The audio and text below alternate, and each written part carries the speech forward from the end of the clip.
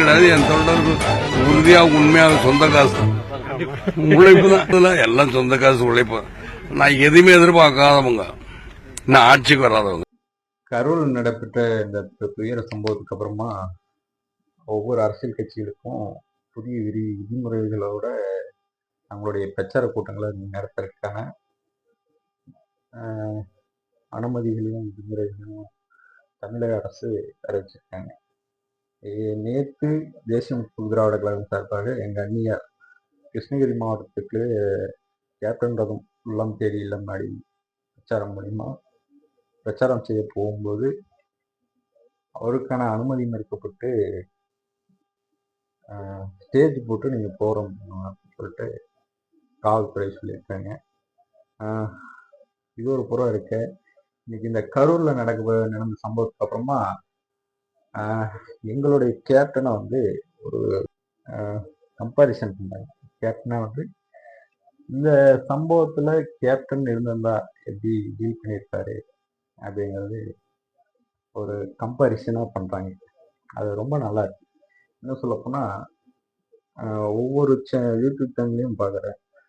இது இந்த சம்பவத்தில் எங்கள் கேப்டன் இருந்திருந்தா அவருடைய ஆக்டிவிட்டிஸ் எப்படி இருந்திருக்கும், ஒரு உயிர் போட்டிருப்பாரா, அவர் இது எப்படி டீல் பண்ணியிருந்திருப்பாரு அப்படிங்கிறது ஒவ்வொரு நியூஸ் சேனல்லையும் டிபேட்லையும் போட்டிருக்காங்க. இதெல்லாம் ஒரு புறம் இருக்கு. இந்த தாவேக கட்சியினர் அவங்களுக்கு நம்ம அறிவியலை சொல்ற அளவுக்கு நம்ம பெரிய ஆளுங்க. இருந்தாலும் என் மனசுல ஒரு சின்ன ஒரு விஷயம் படிச்சு, அது என்னன்னு கேட்டீங்கன்னா, ஒவ்வொரு கட்சி சார்ந்தவங்களுக்கும் அந்த கட்சி கொடிங்கிறது ஒரு மிகப்பெரிய ஒரு அடையாளம், அங்கீகாரம். அதை வந்து இப்படி ஒரு பாதுகாப்பாக பார்ப்பாங்க. எடுத்துக்காட்டுக்கு எங்கள் கட்சியிலே எடுத்துக்கோங்க. சமீபத்தில் கேப்டனுடைய பிறந்தநாள் விழா ஒன்று நடந்துச்சு. அது எங்கள் ஒன்றியம் சார்ந்து நடந்துச்சு. அதுக்கு எங்கள் ஒன்றிய செயலாளர், மாவட்ட செயலாளர் எல்லாம் வந்தாங்க. அந்த விழாவில் நான் தோரணம் கட்டிட்டு இருக்கும்போது ஒரு சின்ன பிக் பீஸ் மட்டும், தோரணத்தில் இருக்கிற பேப்பர் கொடி, அந்த கொடி ஒன்று மட்டும் பிச்சு கீழே இருக்கு. அதை நான் கவனிக்கல. அப்படி கவனிக்காமல் இருந்ததில் கேப்டன் போட்டோ வச்சு எல்லாம் சாமி கும்பிட்டு, எங்கள் ஒன்றிய செயலர், மாவட்ட செயலர் எல்லாம் சாமி கும்பிட்டு ஒதுங்கி நினைட்டாங்க. பொதுமக்கள் வந்து கும்பிட வர்றாங்க. அப்போ வரும்போது இந்த பேப்பர் கொடி எங்கேயோ கிடந்திருக்கு. அதை பொதுமக்கள் ஒரு அம்மா தெரியாமல் வச்சுட்டாங்க. இது எங்கேயோ இந்த எங்கள் மாவட்ட செயலாளர் வந்து பார்த்துட்டு நேராக அந்த இடத்துக்கு போய் அந்த கொடியை எடுத்து பத்திரமா மடித்து கையில் வச்சுட்டாங்க. மாவட்ட செயலாளர், எங்கள் மாவட்ட செயலாளர் அந்த அம்மா கையில் வச்சுட்டாங்க. இது ஏன் சொல்ல வரேன்னா, ஒவ்வொரு தொண்டனுக்குமே அந்த கட்சியுடைய கொடிங்கிறது ஒரு மிகப்பெரிய ஒரு அங்கீகாரம். அதை வந்து ரொம்ப பாதுகாப்பாக பார்ப்பாங்க.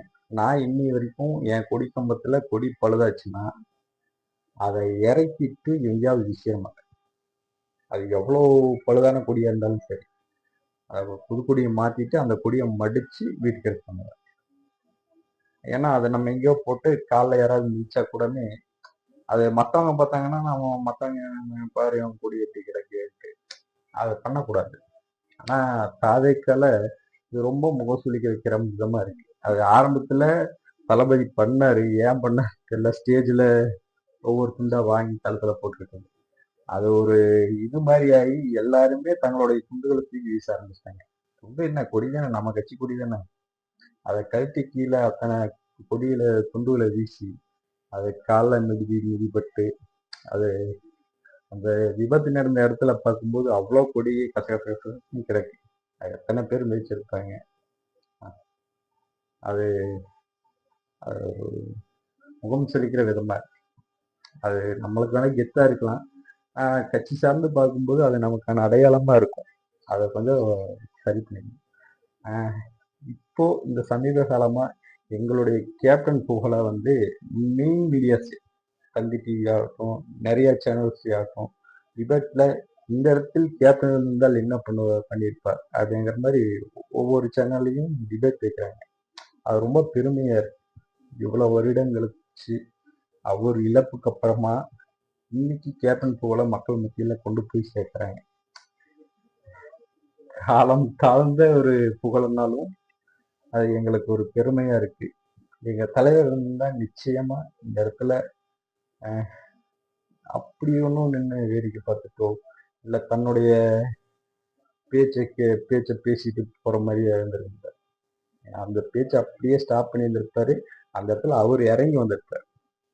இறங்கி வந்து அங்க என்ன பிரச்சனை அதை பார்த்துட்டு தான் பேசணும்னு இருந்திருப்பார். பெருமையா இருக்கு.